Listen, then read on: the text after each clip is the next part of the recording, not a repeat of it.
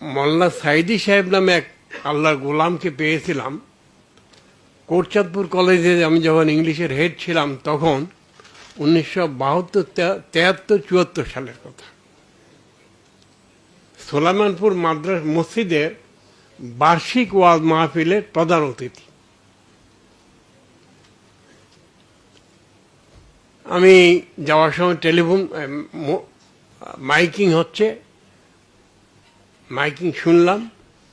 তখন আল্লাহ শব্দটা শুনলেই কলিজা জড়িয়ে যেত, সেই সময়ের কথা আমি বলছি। ক্লাসে পড়ালাম, প্রিন্সিপালকে বললাম যে আপনার বাকি টিচাররা কি আজকে বাকি ক্লাস নেবে আরো? তো ওখান থেকে দুইজন এসে বলল আমরা নেব না, তুমি একাই পড়াও। আমি ঠিক করলাম 4 ঘন্টা পড়াবো। তো 3 ঘন্টা আমার ইংলিশের সাবজেক্ট এটা উপরে যা পারলাম বললাম করলাম। আমি একটা দিনও আলহামদুলিল্লাহ না পড়ে কোনো ক্লাসে যাইনি।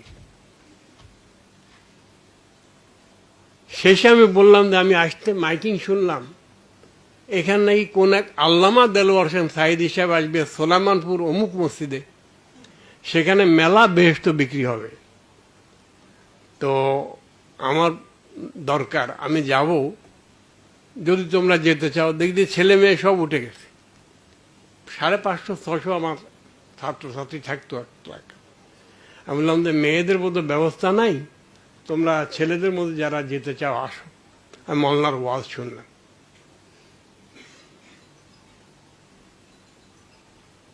আমি কথাটা এই জন্য বলছি, এটা আমার জিন্দেগির, আমার নিজের জন্য শিক্ষা। পরে ওনাকে দোকানে, বাজারের ভিতরে একটা দোকানের দোতলায় রাখছে। আমি সকালবেলা ফজর পড়ে মসজিদে ওনার সাথে দেখা করতে গেলাম। ওনাকে বললাম যে মাওলানা, কালকে তো আমি বেস্টে কিনতে গিয়েছিলাম, কিন্তু একটা বেস্ট আপনি বিক্রি করেন নাই। তো যাই হোক, আমি আপনার কাছে আসছি, 2-4টা কথা বলবো। উনি বললেন যে বলেন, আমি অপেক্ষা করছি। আমি বললাম যে আচ্ছা, আপনাদের কোরআনের মধ্যে এই কথা নাই? তিনি বললেন যে আপনাদের কোরআনও আছে। পরে আমি বললাম আচ্ছা, আপনাদের হাদিসে, নবীর হাদিসে এই কথা নাই? কয় যে আপনাদের নবীর হাদিসেও আছে। আমি তো দেখলাম যে গুলমাল্লা মালানা। পরে আমি বললাম যে আচ্ছা ঠিক আছে, আজকে আপনার প্রোগ্রাম আলমপুর, এদিকে সোলাইমানপুর, এটা কোটচাঁদপুর, এদিকে আলমপুর, ওদিকে ফুলবাড়ি, পরে আলমপুরে প্রোগ্রাম। মাওলানা, আপনাকে আজকে শুধু শুধু লা ইলাহা ইল্লাল্লাহ এর উপরে কথা বলতে পারবেন কিনা? আমি পারবো না, আমার আল্লাহ তৌফিক দিলে পারব।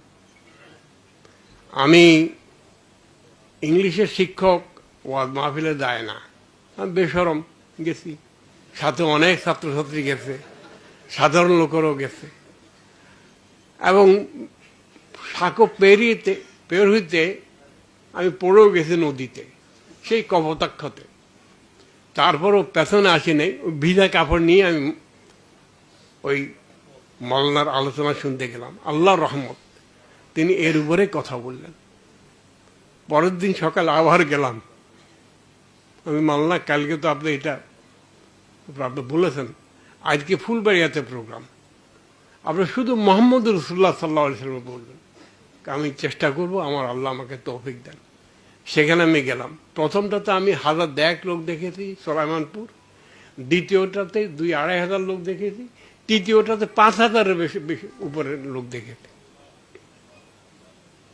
কথাটা আমি এই জন্য বললাম যে আল্লাহর গোলামের সাথে আমার দেখা তিনি করে দিয়েছেন, আর আমি ছিলাম অভুক্ত, তৃষ্ণার্থ।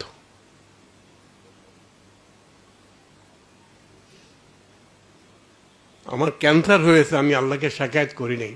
আমি দোয়া করছি, আল্লাহ আমি যেন তোমার বিরুদ্ধে কিছু না বলি, কোনো অভিযোগ না করি। কিন্তু আমি ওই সময় শিকায়ত করছি, আল্লাহ কি দিয়েছিল আমাদেরকে, আর এখন আমরা সে কথাগুলি বলতে পারি না কেন? আমার স্বাদ লেগেছে সাইদি সাহেবের কথা এই জন্য যে আমি ছিলাম তৃষ্ণার্থ। এখন আল্লাহ তাআলার মেহরবানি দেখুন, আমি নামাজ পড়তাম না যখন, তখনও মাওলানা মোহতারাম, ওই বার্ষিক মাদ্রাসায় ওয়াজ মাহফিল হইতো, সেটাতে কিন্তু চাদর একবারে ভালো মতো পরিষ্কার পরিচ্ছন্ন করে যেতাম। কিন্তু প্রথম যে আয়াতটা পড়তেন, 3 ঘন্টা ওয়াজ করতেন, আয়াতের তর্জমাটাও পেশ করতেন না। আর আজকে দেখেন আল্লাহর রহমতে শুধু আমাদের এদেশেই না, সারা দুনিয়াতে হয়েছে। কিন্তু এদেশে অনেক, আমি মনে করি এটা আল্লাহ তাআলা বাংলাদেশের প্রতি বহু অনুগ্রহ করেছেন। এটা সবচেয়ে বড় অনুগ্রহ যে দায়ী আল্লাহ তিনি বানিয়ে দিয়েছেন। তার মধ্যে 2টা গোলাম এখানে আছেন। আমার প্রথম কথা শেষ।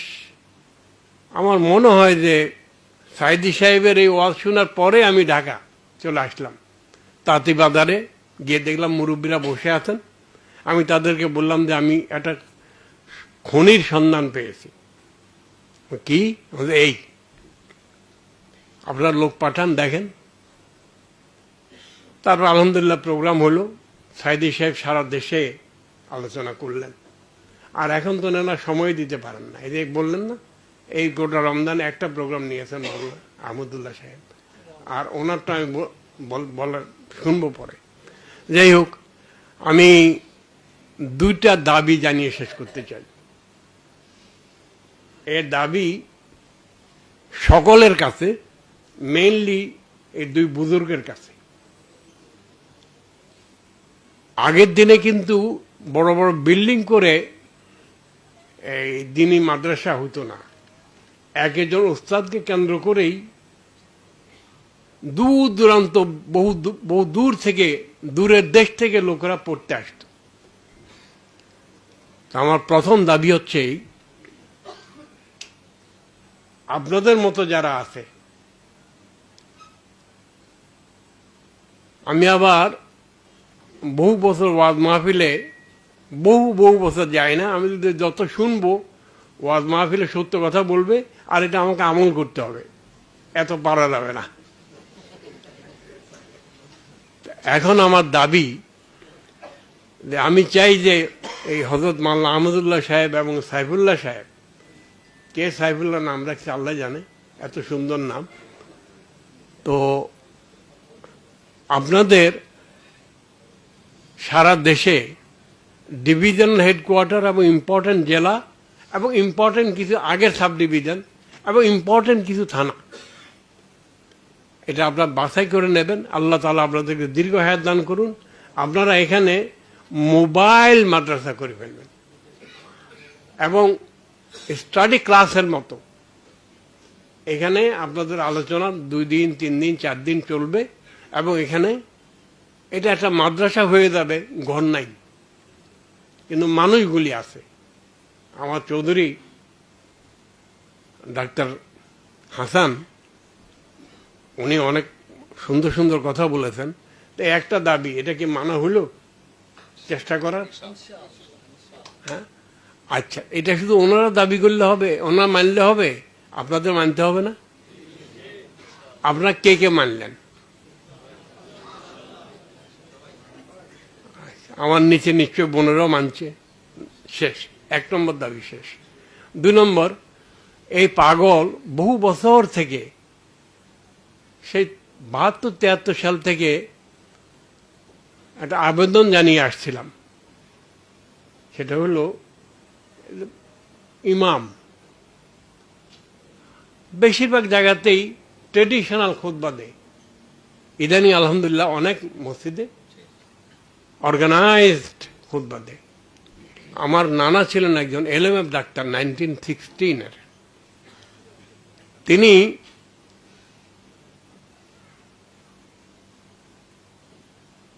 বছরের প্রথম 3 মাস যত রুগী আসুক, চিকিৎসা শেষে তৌহিদের দাওয়াত দিতেন। 4 মাস, প্রথম 4 মাস তৌহিদের দাওয়াত দিতেন এই অল্প সময়ে। তারপরে 4 মাস রেসালাতের দাওয়াত দিতেন, না সরি 3 মাস রেসালাতের দাওয়াত দিতেন। তারপরে আখেরাতের দাওয়াত দিতেন। আর শেষে কোরআন এবং হাদিস এর দাওয়াত দিতেন, সারা জিন্দেগি করেছেন এটা। আচ্ছা, আপনারা যারা ডাক্তার, 1973-74 সালে এই ঢাকাতেই মেডিকেল কলেজে আল্লাহর এক গোলাম, আপনারা তাই কেউ চিনেন চিনেন না, এখানে আছে, আমি সরি মেডিকেল কলেজে স্পেশাল দাওয়াতি কাজ শুরু করলাম। আমাকে কেউ কেউ বললেন যে আপনি এটার উপর এত জোর দিচ্ছেন কেন?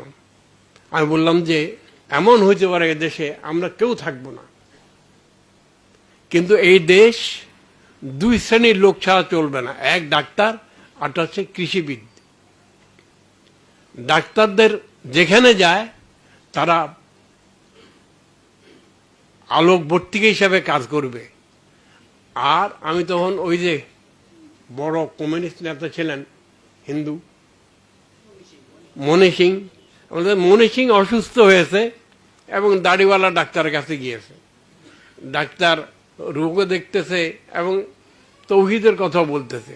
মনি সিং কি তার হাত কেড়ে নেবে? না, আমি তোমার কাছে চিকিৎসা করব না, এটাই করবে। তো এই ডাক্তাররা তারা আলোকবর্তিকা হিসাবে বাংলাদেশের এক একটা এলাকাকে উজ্জ্বল করবে, আলোকিত করবে।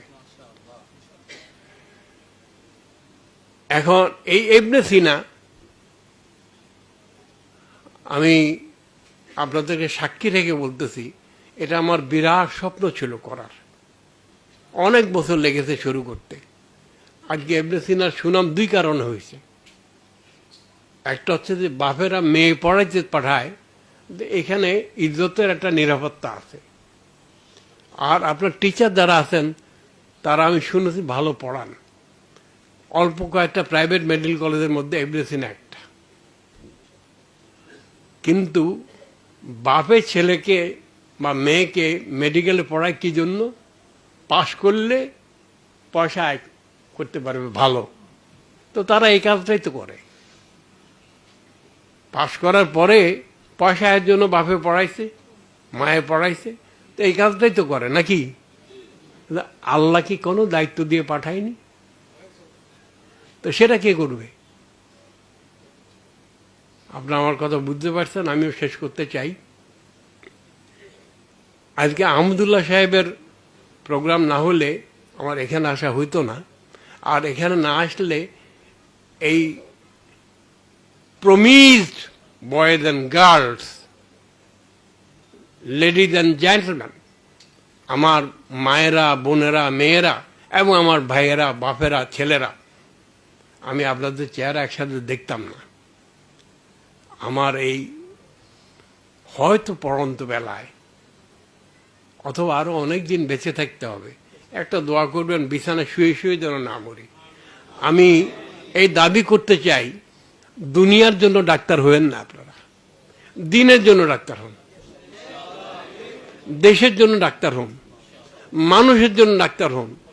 এবং মানুষ মানুষ মানুষ, মুসলমান নয়, হিন্দু নয়, বৌদ্ধ নয়, খ্রিস্টান নয়, ইহুদি নয়, মানুষ। এবং আপনারা মেহরবানি করে বাংলাদেশের প্রতি ইঞ্চি মাটিকে, প্রতিটি বালু কোনাকে মানুষ হেঁটে যাওয়ার সময় যেন শুনে লা ইলাহা ইল্লাল্লাহ পড়তেছে। কি আওয়াজ কোত্থেকে আসে? মানুষ নেই, ওই বালি থেকে, গাছ থেকে, পালা থেকে, সব জায়গা থেকে যেন আওয়াজ আসে। সেদিনটা আল্লাহ তাআলা আমাদেরকে দেখে যাওয়ার তৌফিক দেন, আর তার উসিলা আপনারা হবেন। আর মাদি মাল্লা হবে এরা, এই যে মাল্লারা। তো তাহলে ক্লাস হবে। মাল্লা সাইদি সাহেবকে আমি বলেছিলাম যে মাল্লা আপনি এটা শুরু করেন, বর্ষাকালে ওয়াজ করা যায় না বাইরে, ঢাকাতে এবং বিভিন্ন জায়গাতে হলে শুরু করেন। কিন্তু এটা দিনের বড় বড় দায়ী যারা, তাদের মাথা আমি ঢুকাইতে পারিনি, কারণ আমার তো ক্ষমতা নাই, যোগ্যতা নাই, কথা বলতে পারি না। তো আপনারা মেহরবানি করে আপনাদের বন্ধুকে, কারা কারা বন্ধু,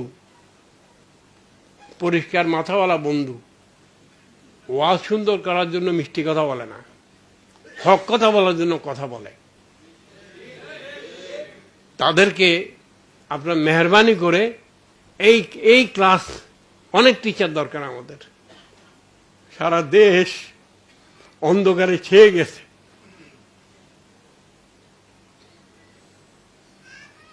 এটাকে আলোকিত করতে হলে এই রশি আপনাদেরকে ধরতে হবে। এই নৌকা, নদীতে পানি নেই, টেনে নিয়ে যেতে হবে। যেমন ইস্তাম্বুল জয় করেছিলেন, ওই জাহাজ টেনে নিয়ে গিয়েছিল যেভাবে, সেভাবে আপনারা নেবেন। আর আপনাদেরকে আসলেই টেনে নিয়ে যাবেন কে? আল্লাহ। আমি ইবনে সিনার সকলকে শুকরিয়া জানাই। এই আহমদুল্লাহ সাহেব আর আহমদুল্লাহ সাহেবের রসুল্লাহ সাইফুল্লাহ সাহেব, তাদেরকে দেখলাম। আর এরকম একটা আপনাদেরকে একসাথে দেখার একটা লোভও ছিল, এটাও পূরণ হলো। আমি আমার কথা শেষ করতে চাই।